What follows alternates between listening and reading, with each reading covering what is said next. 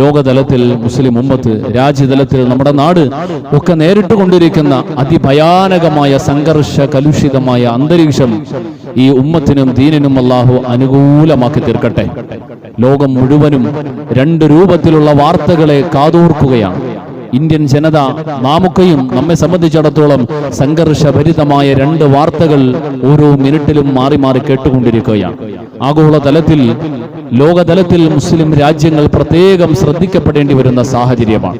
അത് രണ്ടും പരതിയാൽ, രണ്ടും കണ്ണും കരളുമില്ലാത്ത ക്രൂരതയുടെ ആധുനിക പര്യായങ്ങളായി മാറിയ 2 ശക്തികൾക്കെതിരെ ഗതികെട്ട, ക്ഷമ തെറ്റിയ പൊതുജനം, യുവത നിലത്തെ സമൂഹത്തിൽ തെരുവിലേക്ക് ഇറങ്ങുന്ന കാഴ്ചയാണ്.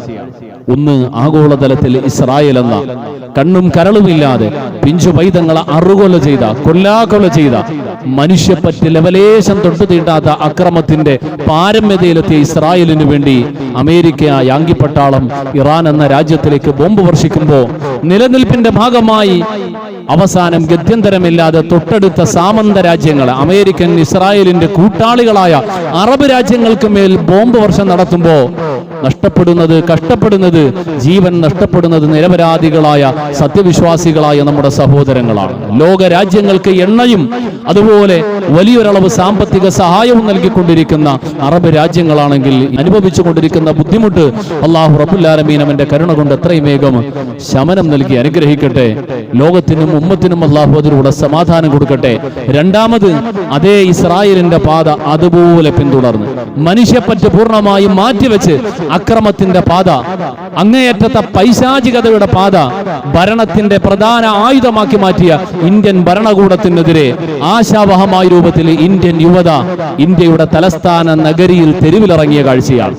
ആ തെരുവിലിറങ്ങിയ യുവതയിലൂടെ ഇന്ത്യൻ ഭരണകൂടം ശരിയായ രൂപത്തിൽ സഞ്ചരിക്കാനുള്ള വഴി തുറക്കപ്പെടട്ടെ എന്ന് നമുക്ക് ദുആ ചെയ്യാം. സത്യത്തിന് വേണ്ടി, നന്മയ്ക്ക് വേണ്ടി ഭരണഘടന നമുക്ക് അനുവദിച്ചു തരുന്ന സ്വാതന്ത്ര്യത്തിന് വേണ്ടി ശബ്ദിക്കുന്നതിൽ ഒരു ഭയപ്പാടിന്റെയും ആവശ്യമില്ല. ഒരു ബാബരി മസ്ജിദ് അല്ല, 1000 ബാബരി മസ്ജിദുകൾ ഒരു ന്യായവുമില്ലാതെ അക്രമപരമായി ഫുൾഡോസ് ചെയ്തുകൊണ്ടിരിക്കുമ്പോൾ, നിരപരാധികളുടെ കിടപ്പാടങ്ങൾ തകർത്ത് തരിപ്പണമാക്കിക്കൊണ്ടിരിക്കുമ്പോൾ അതിനെതിരെ ശബ്ദം ഉയർന്നിട്ടില്ല. ഇത്തഖൂ ദഅവത്തൽ മദ്ലൂം, ഹബീബുനാ റസൂലുള്ളാഹിന്റെ തിരുവചനം. നിങ്ങൾ ആക്രമിക്കപ്പെടുന്നവരുടെ, ബലഹീനരുടെ പ്രാർത്ഥനകളെ സൂക്ഷിച്ചു കൊള്ളണേ. ഇത് മുസ്ലിങ്ങളോട് മാത്രമല്ല, എല്ലാവരോടും പറഞ്ഞതാണ്. ലോക ചരിത്രം അത് തന്നെയാണ്. ഒരക്രമിയും 100 വർഷത്തിന്റെ അപ്പുറം പോയി ഒരു ചരിത്രം, 5 പതിറ്റാണ്ട് അല്ലെങ്കിൽ 6 പതിറ്റാണ്ട്, പരമാവധി 8 പതിറ്റാണ്ടാണ് ലോക ചരിത്രത്തിൽ ഇന്നേ വരെ രേഖപ്പെടുത്തപ്പെട്ട അക്രമ ഭരണകൂടങ്ങളുടെ നിലനിൽപ്പ്. അതിനപ്പുറം ഒരു ഭരണവും ലോകത്ത് ചരിത്രത്തിൽ ഇന്നേ വരെയും ഒരിടത്തും അധാർമികതയും പൈശാചികതയും പിടിച്ചു വെച്ചുകൊണ്ട് മുന്നോട്ട് പോകാൻ കഴിഞ്ഞിട്ടില്ല എങ്കിൽ ഇന്ത്യയും ഇസ്രായേലും ലോകത്തിന്റെ ഏതെല്ലാം രാജ്യങ്ങൾ ഈ രൂപത്തിലെ പൈശാചികതയെ പിന്തുടരുന്നുണ്ടോ അവരൊക്കെ തകർച്ചയുടെ വക്കിലാണ്. ആഖിറു സമാൻ വിജയത്തിന്റെ ശരിയുടെ പക്ഷത്തിലേക്കാണ് എത്തുക.